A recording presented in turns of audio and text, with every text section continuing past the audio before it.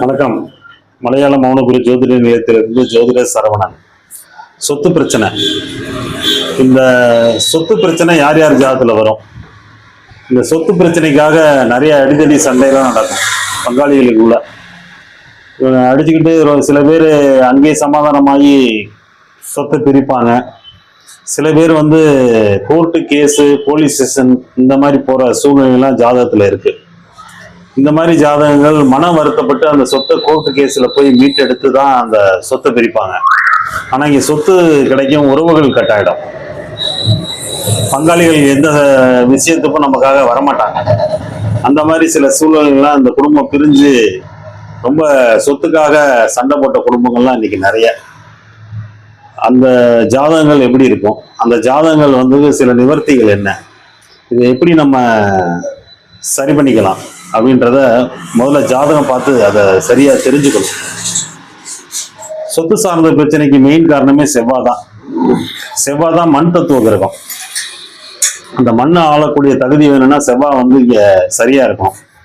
செவ்வாய் சனி ராகுவோட இருக்கக்கூடாது. சனி ராகு தொடர்புல இருந்துச்சுன்னா அந்த சொத்து சார்ந்த பிரச்சனையை அவங்க மேற்கொள்வாங்க. அதே மாதிரி மகர ராசியில கேது இருக்கக்கூடாது. மகர ராசியில செவ்வாய் கேது இருக்கக்கூடாது. இந்த மாதிரி இருக்கிறவங்களும் அந்த திசை வரக்கூடாது. இப்ப மகர ராசியில செவ்வாய் கேது இருந்து கேது திசை வரக்கூடாது. என்ன காரணம் மகர ராசி அப்படின்னா, மகர ராசியில தான் செவ்வாய் உச்சம் அடையிறோம். அங்க உச்சம் அடைஞ்சு அங்க கேதுவோட தொடர்புல அங்க இருக்கக்கூடாது. அப்ப சொத்துக்காக பங்காளிகள் சண்டை போடுவாங்க. அதே மாதிரி தனிச்சுமே அங்க மகர ராசியில கேது இருக்கக்கூடாது. கேது இருந்துச்சுன்னா அவங்க ரொம்ப போராடி ஒரு சொத்தை அடைவாங்க. அதனால செவ்வாயோட கேது இருக்கிறது, மகர ராசியில கேது இருக்கிறது, செவ்வாய் எங்கெங்க ஆட்சி பெறுதோ அங்கெல்லாம் கேது இருக்கக்கூடாது.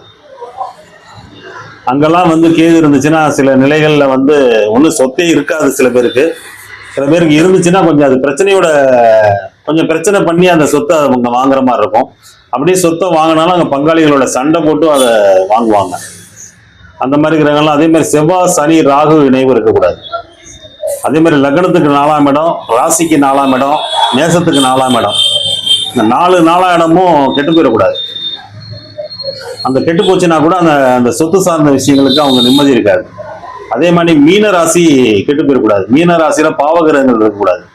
மீன ராசி தான் பூர்வீக சொத்து குறிக்கும். அதனால மீன ராசியை பொறுத்தவரையும் அங்க பாவகர்கள் தொடர்போ, அந்த ராகு கேட்ல அந்த கிரகங்கள் இருக்கிறதோ இந்த மாதிரி இருந்துச்சுன்னா நிறைய பூர்வீக சொத்து சார்ந்த விஷயங்கள்ல பங்கை பிரிக்க முடியாது.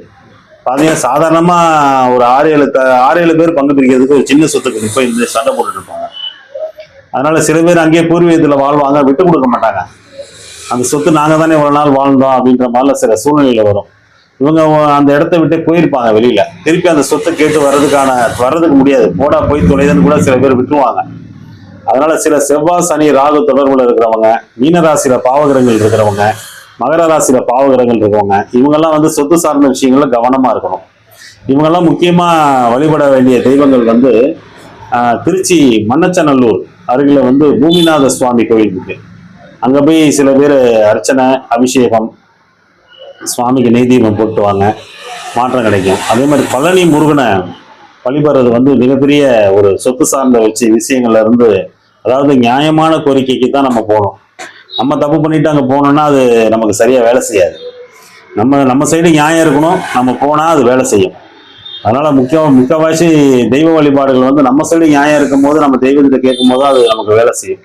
அதனால எல்லாரும் சந்தோஷமா அந்த வழிபாடு பண்ணுங்க. அதுல நமக்கு நிவர்த்தி கிடைக்கும். வாழ்க வளமுடன்.